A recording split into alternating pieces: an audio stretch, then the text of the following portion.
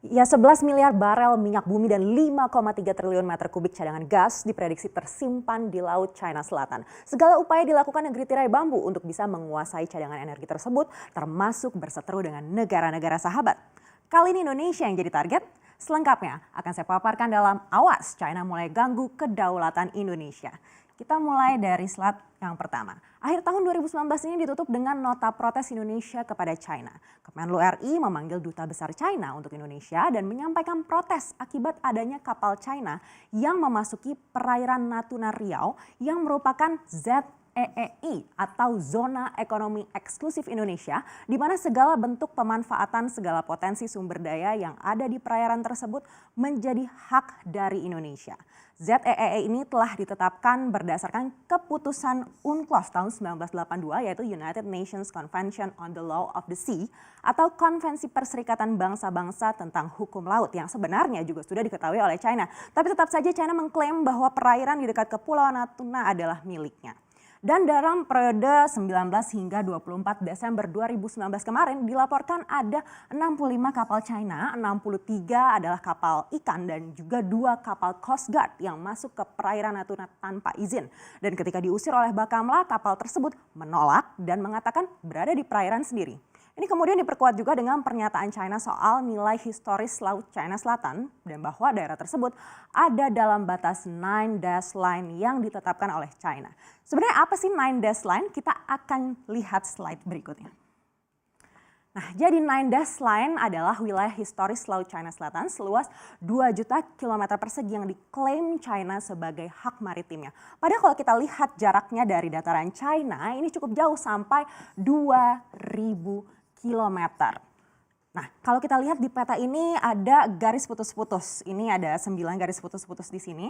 Ini yang menjadi wilayah Nine Dash Line.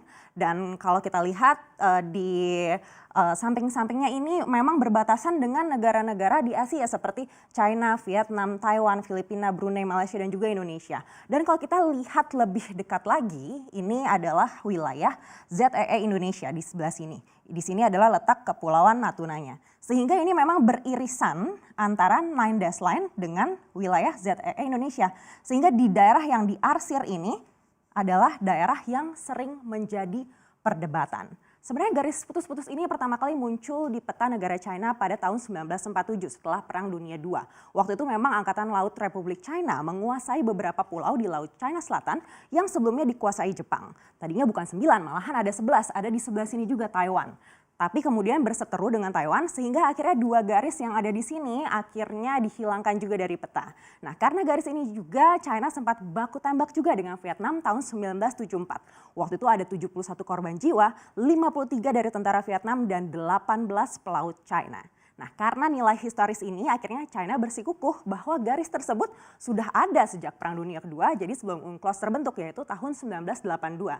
Dan Beijing sebenarnya ikut tanda tangan juga dalam perjanjian UNCLOS, tapi sengaja tidak pernah mendefinisikan makna hukum dari Nine Dash Line atau hak-haknya yang berada di dalam garis batas itu. Nah, sikap ini akhirnya membentuk anggapan untuk rakyat China bahwa garis ini adalah wilayah maritim negara mereka meskipun tidak pernah disampaikan secara eksplisit. Nah, untuk kasus kali ini dengan Indonesia, kembali lagi pemerintah China menyebut soal hak-hak Nine Dash Line ini. Kita akan cek slide berikutnya. Jadi setelah menerima protes pemerintah Indonesia, keesokan harinya pemerintah China langsung merespon. Langsung disampaikan jubir Kemenlu China Kang Song ini bahwa perairan Natuna ini termasuk dalam perairan terkait atau relevant waters. Nah, sekali lagi Indonesia menolak istilah perairan terkait atau relevant waters ini karena sudah diputuskan UNCLOS juga bahwa istilah ini tidak dikenal dan Indonesia tidak memiliki overlapping claim atau klaim tumpang tindih dengan China seperti negara-negara lainnya. Nah, siapa saja sih negara di Asia yang juga bermasalah dengan wilayah historis China Selatan ini? Kita akan cek slide berikutnya. Jadi sebenarnya memang panjang sekali riwayat ketegangan terkait Laut China Selatan ini karena memang jalur perairan ini merupakan jalur penting perdagangan mulai dari komoditi pakaian, sutra, kapas, makanya menciptakan konflik yang terus berlanjut dengan negara-negara sekitarnya. Kita lihat ini yang pertama adalah dengan Taiwan seperti yang sudah saya sampaikan juga sebelumnya. Perselisihan dengan Taiwan ini mulai sejak tahun 1940-an. Sejak awal China menetapkan batas yang sebelumnya 11 Dash Line tapi akhirnya berhasil juga kurangi begitu menjadi 9 atau 9 dash line. Tapi sampai sekarang juga konfliknya masih terus bergulir. Bahkan terakhir pada bulan Juni 2019 lalu China juga sempat berniat untuk mengerahkan militernya untuk mempertahankan pos-pos yang bersinggungan dengan Taiwan di Laut China Selatan. Nah, salah satunya adalah Kepulauan Paracel yang juga bersinggungan dengan Vietnam. Nah, selanjutnya adalah dengan Filipina. Nah, kalau dengan Filipina ini pada bulan Juli 2019, Filipina protes karena ada laporan bahwa 113 kapal nelayan China di Pulau Pek Asa, pulau terbesar kedua di Kepulauan Spratly ini, dan sebelumnya di bulan Februari juga kapal perang China melintas di Kepulauan Tawi-Tawi Filipina tanpa izin. Bahkan ada nelayan Filipina yang mengadu bahwa kapal China menabrak dan menenggelamkan kapal mereka di zona ekonomi eksklusif Filipina di Laut Barat Manila. Nah, lalu selanjutnya dengan Vietnam. Kalau dengan Vietnam ini bisa dibilang Vietnam adalah penantang paling kuat di kawasan atas klaim Nine Dash Line China ini. Dan sekaligus juga Vietnam saat ini pemangku posisi pimpinan bergilir ASEAN di tahun 2020. Vietnam juga kecewa karena laporan bahwa ada kapal survei minyak China dan armada pengawalnya yang menghabiskan waktu berbulan-bulan dalam zona ekonomi eksklusif Vietnam. Sama juga alasannya ketika diusir, kapalnya berdalih bahwa melakukan survei ilmiah di perairan milik China sendiri. Nah, berikutnya dengan Malaysia. Kalau dengan Malaysia hubungan dagang dan investasi antar kedua negara ini sebenarnya bagus. Tapi kemudian Desember kemarin Malaysia mengadu ke PBB terkait kasus Laut China Selatan. Malaysia juga menyerahkan proposal batasan di perairan utara. Tapi menurut PBB proposal ini baru akan dibahas dalam pertemuan PBB ke-53 di New York tahun 2021 nanti.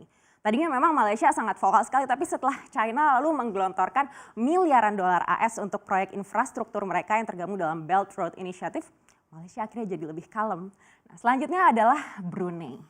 Nah, kalau dengan Brunei ini bisa dibilang agak sulit karena Brunei dan China memperebutkan hak wilayah perairan di barat laut Pulau Kalimantan yang diprediksi memiliki potensi minyak bumi yang bisa menggerakkan 60% perekonomian Brunei. Tapi di sisi lain, posisi Brunei saat ini tidak menguntungkan karena sedang mengalami kesulitan ekonomi. Dan Brunei mengandalkan China untuk menopang investasi di berbagai bidang. Sehingga Sultan Brunei memberikan sikap gamang terkait konflik Nine Dash Line ini. Lalu selanjutnya ya dengan negara kita yaitu dengan negara Indonesia. Selama bertahun-tahun sebenarnya Indonesia tidak menyatakan dukungan pada pihak manapun terkait dengan konflik ini. Tapi sejak tahun 2016 di mana China mengeluarkan pernyataan untuk pertama kalinya terkait penangkapan ikan tradisional Indonesia, disinilah pemerintah Indonesia akhirnya turun tangan. Presiden Jokowi saat itu memprioritaskan Indonesia sebagai salah satu kekuatan maritim dan juga menegaskan bahwa Nine Dash Line yang ditetapkan China sama sekali tidak berdasar. Dan bertahun berselang, akhir tahun 2019 kemarin, akhirnya China kembali lagi tidak mengindahkan ZEEI yang telah disepakati bersama.